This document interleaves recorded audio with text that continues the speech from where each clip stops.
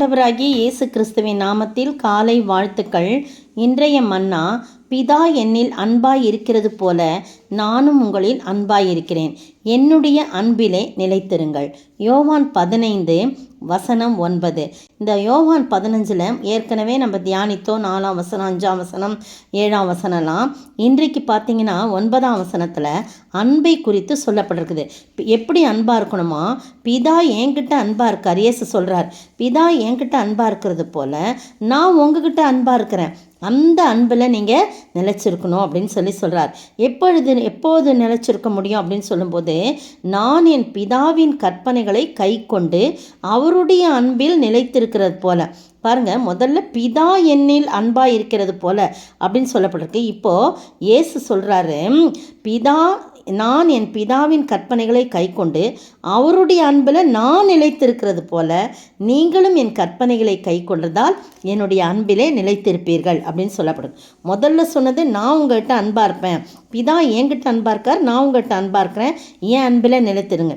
அடுத்த வசனம் எப்படி பாருங்க, நான் என் பிதாவின் கற்பனைகளை கை கொண்டு அவருடைய அன்பில் நான் நிலைச்சிருக்கிறேன், அதுபோல் நீங்களும் என் கற்பனைகளை கை கொண்டதால் என்னுடைய அன்பில் நிலைத்திருப்பீர்கள் எப்படின்றத சொல்கிறார் 10ஆம் வசனத்தில்.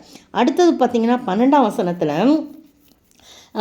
நான் உங்களில் அன்பாய் இருக்கிறது போல நீங்களும் ஒருவரில் ஒருவர் அன்பாய் இருக்க வேண்டும் என்பதே என்னுடைய கற்பனை இருக்குது. என்கிட்ட அன்பாக இருக்கணும், என் கற்பனையை நீங்கள் கை கொண்டால் அன்பில் நிலச்சிருப்பீங்க. அதே போல் நான் உங்களில் அன்பாக இருக்கிறது போல் நீங்களும் ஒருவரில் ஒருவர் அன்பாக இருக்க வேண்டும் என்பதே என்னுடைய கற்பனையாக இருக்கிறது.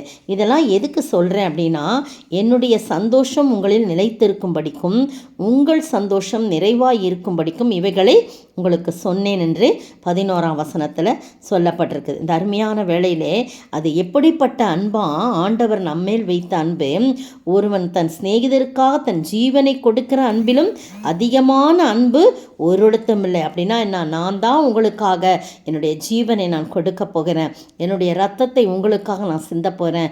ஒருவன் சிநேகிதருக்காக எது வேணாலும் செய்யலாம், ஆனால் பாவிகளுக்காய் செய்ய முடியாது. நான் உங்களுக்காக தன் சிநேகிதருக்காக தன் ஜீவனை கொடுக்கிற அன்பிலும் அதிகமான அன்பு வேறொன்றும் இல்லை. ஆனால் நான் உங்களுக்காக, உங்களுடைய பாவத்துக்காக, உங்களுடைய அக்கிரமத்துக்காக நான் என்ன செய்ய போகிறேன்? என்னுடைய ஜீவனையே கொடுக்க போகிறேன். அதுதான் அன்பிலும் மேலான அன்பு, எல்லா அன்பிலும் மேலான அன்பு என்று சொல்லி நமக்கு சொல்கிறார்.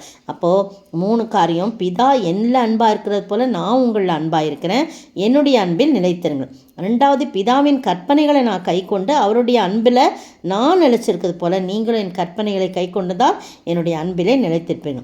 அடுத்தது 3வது, நான் உங்களில் அன்பாக இருக்கிறது போல் நீங்களும் ஒருவரில் ஒருவர் அன்பாக இருக்க வேண்டும் என்பதே என்னுடைய கற்பனையாக இருக்கிறது சொல்லப்படுது. இப்படிப்பட்ட ஆசீர்வாதத்தை நாம் பெற்று ஆண்டவருடைய அன்பிலே கடைசி வரைக்கும் நிலைத்திருக்க ஆண்டவர் தாமே கிருபை செய்வாராக. ஆமீன். அன்பு எத்தனை பெரியது, என் நாவு விவரிக்க அறியது, அதனாழ மகலமும் அளந்திட இந்த பூவின் மாந்தற்கு ஆகாதே.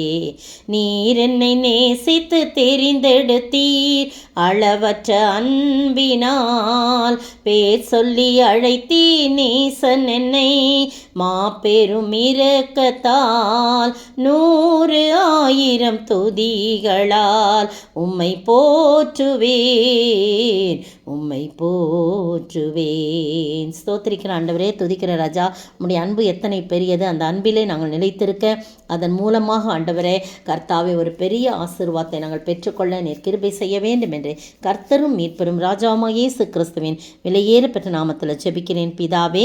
ஆமீன். நேற்றைய பதில், கர்த்தர் உட்கார்ந்து வெள்ளியை புடமிட்டு சுத்திகரித்து கொண்டிருப்பார். மல்கியா 3:3. இன்றைய கேள்வி, யாருடைய எவை யாருக்கு பிரியமாயிருக்கும்? யாருடைய எவை யாருக்கு பிரியமாயிருக்கும்?